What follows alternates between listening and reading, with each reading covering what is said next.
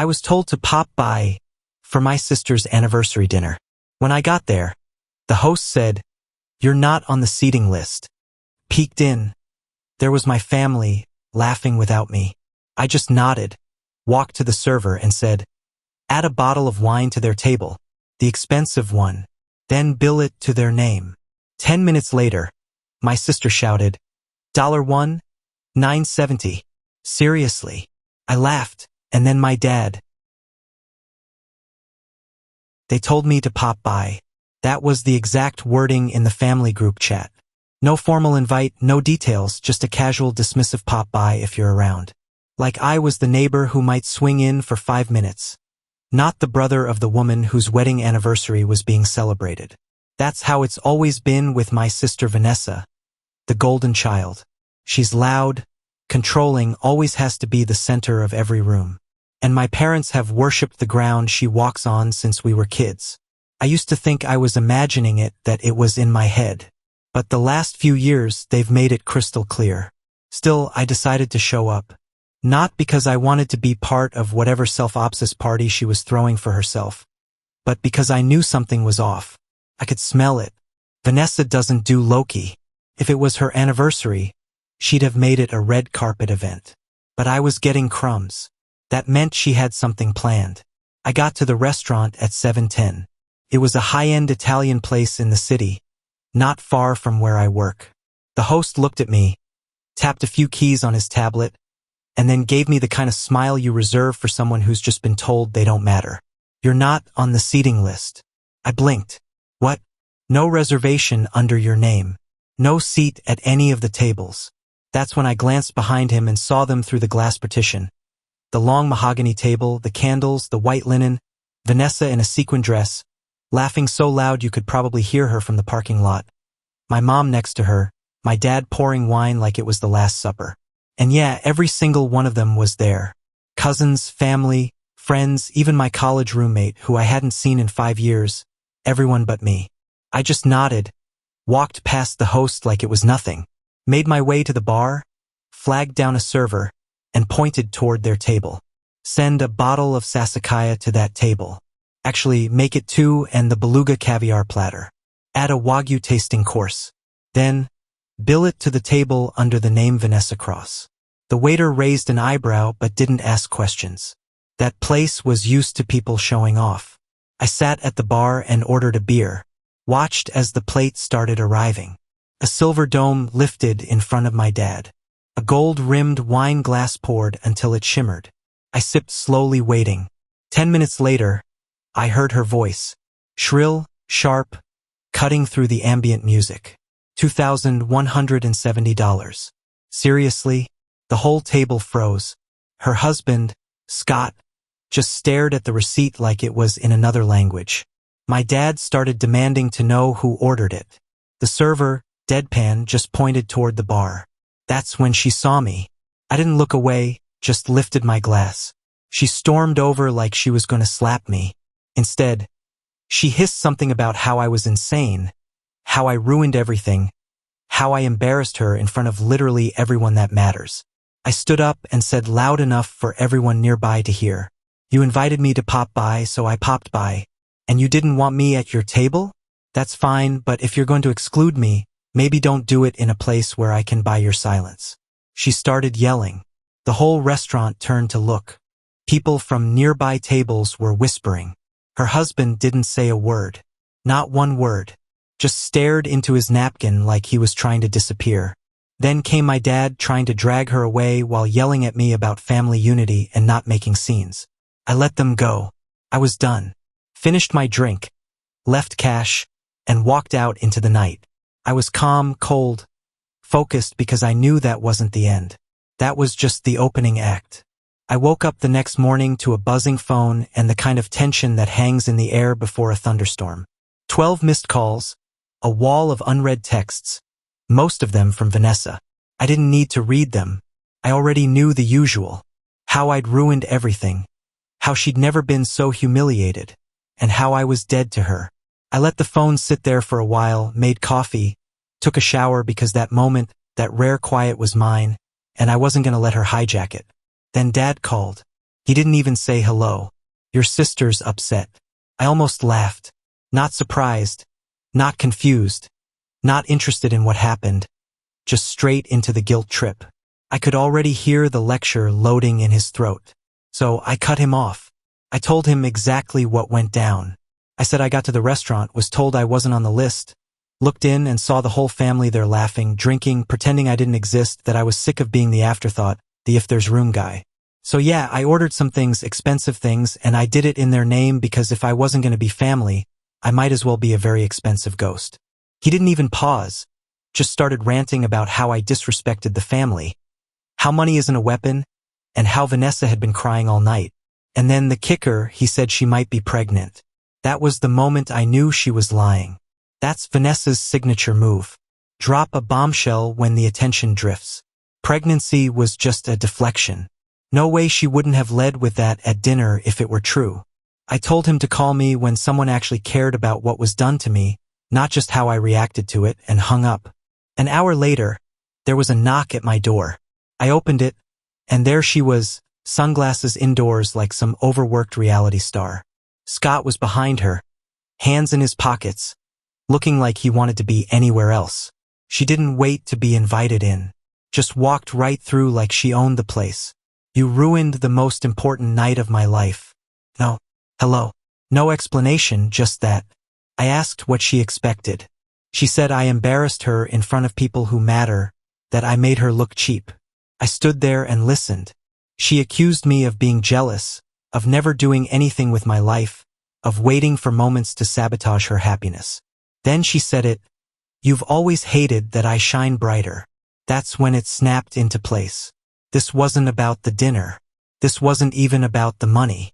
It was about control, about power, about her wanting to remind me that she's the star of the family and I'm lucky to be in the credits. I asked her calmly why I wasn't invited. She smirked, said something about space being limited, how it was a more intimate crowd, and how I don't really vibe with her friends. I nodded. You mean the ones I introduced you to? She went quiet. That's when I laid it all out. Every time growing up, I got thrown under the bus so she could walk free. The lies she told, the messes I cleaned, the way mom and dad always bent the world around her like she was made of porcelain and the rest of us were disposable. She didn't take it well, said I was bitter, that I was making up stories to play the victim. And then she stormed out saying I should be ashamed. Scott didn't say a word.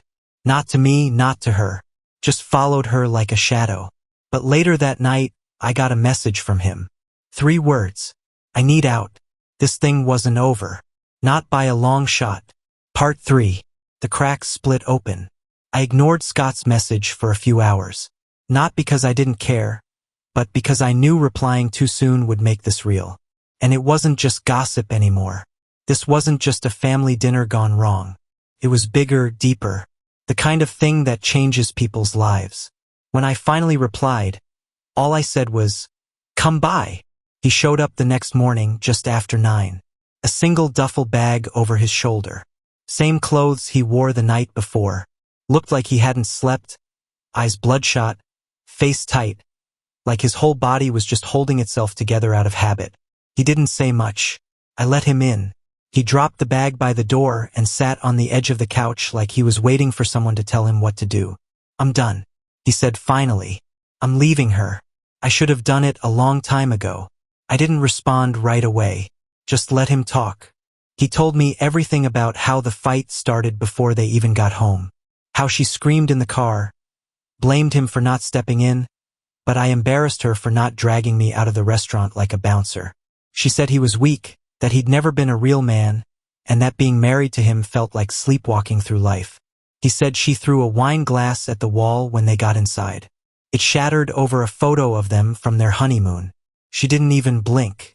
Scott said he'd been thinking about leaving for over a year, that the only reason he stayed was because of her parents. The illusion that everyone around her worked hard to keep intact, that everything was fine, perfect, glossy. She drains the life out of everything, he said, even her own happiness. Then he told me something I didn't expect. The pregnancy was fake. She blurted it out on the phone to Dad while crying. A lie, just to flip the script and make herself the victim. She never thought he'd question it. She was playing everyone again. I let him move into the guest room that night. Gave him a key, told him to settle in, no questions asked. He passed out before 10 o'clock and slept through the night like a dead man. I don't think he'd had a full night's sleep in years. Vanessa found out the next day. I don't know how. Maybe Dad told her. Maybe she was still tracking Scott's phone. But by noon, my phone was lighting up like a bomb went off. She called me a thief, a manipulator, accused me of seducing her husband with sympathy, which was so insane I had to read it twice. Then came the voicemails, screaming, crying, begging, threatening. She said I was trying to destroy her on purpose, that I'd been waiting for this moment, and that she was going to make sure everyone knew what kind of monster I really was. She even tried to come over. I watched her from my window as she stood outside my building for 20 minutes, yelling into her phone and pacing like a caged animal. Eventually, she left, but I knew that wouldn't be the end of it. Later that night, Mom called.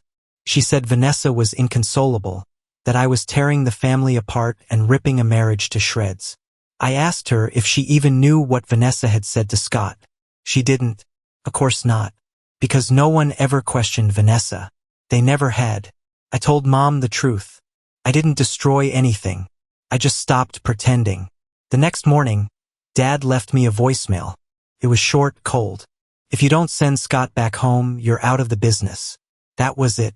I laughed because they didn't realize what they were walking into. They built their lives around Vanessa, her moods, her lies, her entitlement. And now that she wasn't getting what she wanted, they were losing control. So I started lining things up. The SUV, I bought them last Christmas, still under my name. The business, I handled the books, the licensing, the real ownership. And the moment they tried to corner me, I knew what to do. It was time they learned what it felt like to be left out. I didn't respond to my father's voicemail. He said if I didn't send Scott home, I was out of the business. Said I was destroying everything they built. I listened to that message while sipping coffee on my balcony, watching traffic pass below. He still didn't get it. None of them did. They hadn't built anything. They were just standing on the edge of what I built and calling it theirs. That afternoon, I called my attorney. I told him to start the process of restructuring the company. All financial access for Vanessa and my parents terminated. I didn't dissolve their names on paper. Not yet. I wanted the next part to sting in real time.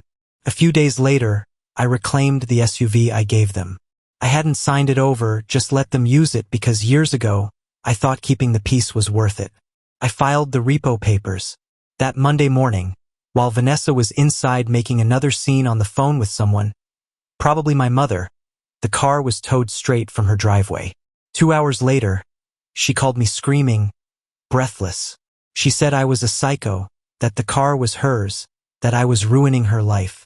I told her to check the registration and hung up. Then Mom called. She asked me what I was doing. Said, "Don't you think you're being harsh?" I asked her if she thought it was harsh when I stood outside the restaurant and watched them all laugh without me. Silence. I didn't expect them to admit anything. I knew they wouldn't, but they were losing control and they could feel it. While they spiraled, Scott adjusted quietly, efficiently. He started eating real food, getting up early, reading again. He told me he hadn't read a book in years. Vanessa always mocked him for it. Called it wasting time when he could be fixing things around the house. Then one day, out of nowhere, he said he wanted to learn something new. Graphic design of all things. Said he used to be decent at it in high school before Vanessa made fun of one of his flyers and he stopped. I connected him with a friend who ran a creative agency. Within days, he had a part-time gig designing social content. A week later, full-time offer, $5,000 a month. No more asking permission to exist. He looked like a different person. Then came the curveball. Scott came home one night pale, shaky. He had something to tell me. She cheated on me, he said. And not recently, a while back. I just didn't want to see it. He found the evidence. Screenshots, messages, one with a contact saved under a fake name. Just from spin class, but it was a guy. Obvious once you saw it. Hotel receipts that didn't line up with her supposed work events, a Venmo payment with a strawberry emoji and a heart. He said at first he thought it was emotional, that maybe she was just texting someone to feel important. But now he was sure she'd crossed the line, probably more than once. Then he told me she showed up at his new office. He sent me the security footage. Vanessa standing in the lobby in a flowing maternity dress, holding her stomach like a delicate vase. She had makeup caked on, her hair done like she was about to shoot a commercial. But the receptionist wouldn't let her up. She left after 5 minutes. Later that night, she called him screaming about how he abandoned his child. He asked her to name the OBJ. She hung up. Next day, she posted an ultrasound photo on Instagram with a caption full of inspirational hashtags. I ran a reverse image search. It was lifted from a medical blog from 2021. She wasn't just lying. She was unraveling in public. That's when Scott made it official. He filed for divorce. My parents didn't take it well. My mom called and accused me of turning Scott against the family. Dad said I was acting like some cold-blooded revenge puppet master. I told them Scott was an adult, that all I'd done was give him the space to remember who he was. The following week, Vanessa texted Scott begging to meet just to talk. When he didn't respond, she showed up at my building again. This time, she brought their wedding album and stood outside crying for an hour. She made sure everyone saw her, but no one came to the door. That night, she messaged Scott one last time. If I can't have you, I'll take everything from you. She didn't realize she already had, and none of it made her happy. That's when I started prepping my next move. Quietly, pulling together the final threads, freezing all family stipends, reallocating assets, shifting power, because soon she'd have to face something she never had before. Working for her own survival. The next phase wasn't loud. It was surgical. My parents still thought they had leverage. They believed their names on the business meant they held some kind of veto power. But names mean nothing when the bank accounts are tied to an LLC you don't control and the assets are held in a trust you didn't even know existed. I let them talk big while I quietly erased their access to everything. The statement I sent them monthly gone. The health insurance I covered for both of them led. The corporate cards they used for dinners, hotels, random shopping sprees shut down in one afternoon. They found out the hard way when Dad tried to book a weekend trip to Palm Springs and his card was declined. I didn't answer the call when he rang, but he texted, "What the hell are you doing?" I replied with one word, restructuring. The next day, Vanessa called Scott again. She'd found out the divorce papers had been filed. She accused him of betrayal, said he owed her one more conversation. He didn't respond. Instead, he took a short trip out of town with a girl he met through a friend at his new job. Nothing serious. Just the weekend in Lake Tahoe to clear his head. While he was gone, Vanessa showed up at my office. Unannounced, walked past the receptionist and into the conference room where I was meeting with my lead designer. I didn't look up. I just told her she had 2 minutes. She dropped a manila envelope on the table. Inside were photos of Scott with another woman at a diner walking in the park sitting on a bench. All taken from a distance. "You think he's innocent?" she asked. "He's trash." I didn't even open the envelope. I just said at least he didn't fake a pregnancy and stage a scene at someone's office lobby. She lost it, started yelling. Security came up and had to escort her out. She slapped one of the guards across the chest on the way out. I thought that would be the end of it. It wasn't. 2 days later, I got a call from a mutual friend. Apparently, Vanessa went crying to my parents again. But this time, she told them something new. She said the car I took back was a gift in exchange for silence. She implied there was something shady about the business, something she could expose. It was an empty threat, but my parents believed her or pretended to. Probably because they didn't know what else to do. That same night, Dad called me and said, "Maybe we should all sit down as a family." I said, "No." Then he tried again. "You're taking this too far." I told him I wasn't taking anything. I was just done giving. Then came the real twist. Scott came back from Tahoe, said he had something to tell me. He'd gotten a call from Vanessa's best friend, a woman named Mara, who said she needed to clear her conscience. Turns out, Vanessa had been cheating for nearly a year. And not just with one guy. But here's the real kicker. The pregnancy she faked, it wasn't faked the first time. She had actually gotten pregnant, but not by Scott, by someone else, a bartender she was seeing on the side. When she realized she couldn't pass it off, she terminated the pregnancy and pretended the whole thing never happened. Then months later, she faked a new one with a fake ultrasound image to win Scott back. When I asked Scott how he felt about it, he didn't even flinch. "I feel free," he said, and for once I believed him. He was finally done playing the quiet husband.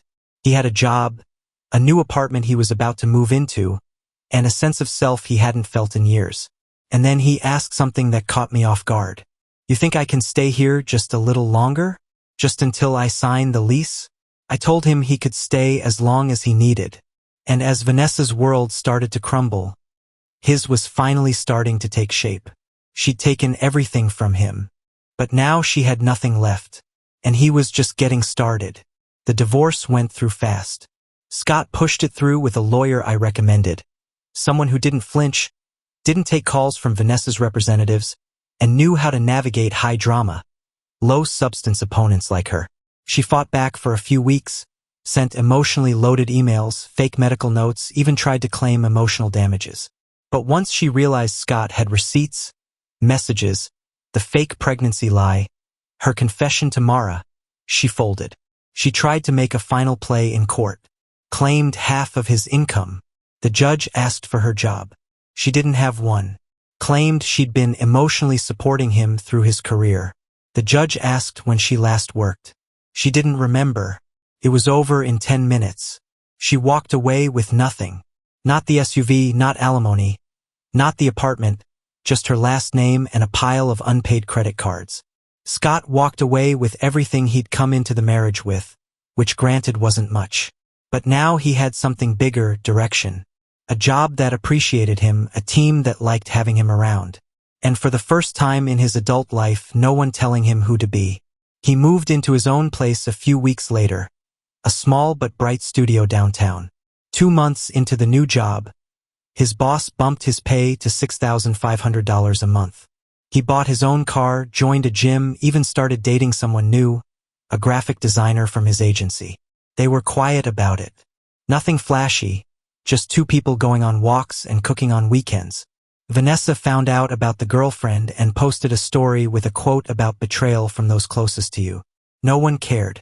She still lived with our parents, who now had to sell their rental condo just to stay afloat.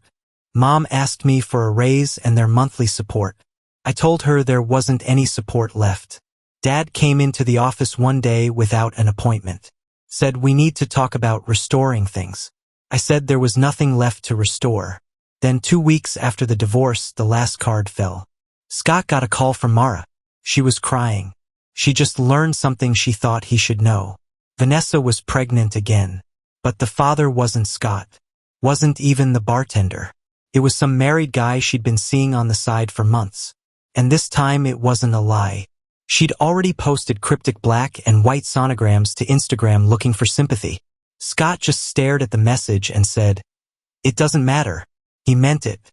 It didn't matter. It wasn't his life anymore. He visited last weekend. We grilled steaks, drank beer, laughed. He told me he was thinking of moving to Portland with his girlfriend, who got offered a job at a design firm up there. He asked if I thought he should go. I told him he should have left a long time ago. As for me, I don't hear from Vanessa anymore. She still tries to message Scott, but he doesn't respond. My parents, humbled and bitter, have gone mostly quiet. We speak occasionally, but not about anything real. There's a space between us now, a truth no one wants to touch.